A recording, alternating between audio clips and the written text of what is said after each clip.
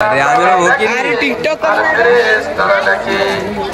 আগে আমি এক সেলুনে आमिर वो की ভদ্রলোক আরেক ভদ্রলোককে বলতে ভদ্রলোক এজন্য যে সে এখানেও থাকতে পারে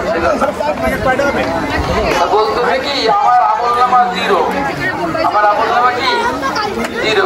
কেন?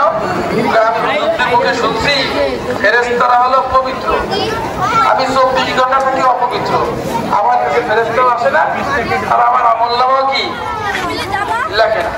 কি সুন্দর যুক্তি দেয় যে আমি 24 ঘন্টা কি থাকি অপবিত্র থেকে, আমি প্রস্রাব করে পানি নিই না, বাথরুম করে ওযু করি না, ঘুমানোর সময় ওযু করি না, ফজরের নামাজ পড়ি না, জোহরের নামাজ পড়ি না, আসরের নামাজ পড়ি না, জুমার নামাজও পড়ি না, মাঝে মাঝে ঈদের নামাজও ছুটে যায়।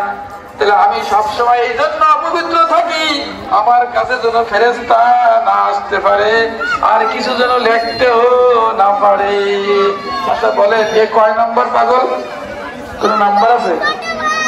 ওর ধারণা ফেরেশতারা কি পবিত্র, এই জন্য ও অপবিত্র থাকে। আল্লাহ তাআলা এই জন্য এই কথা বলছেন কি ইয়া আইয়ুহাল্লাযীনা আমানু তাকুল্লাহ, তোমরা আল্লাহকে বেশি ভয় করো। আমরা কারা কারা আল্লাহকে ভয় করব? নারায়ে তাকবীর, নারায়ে তাকবীর।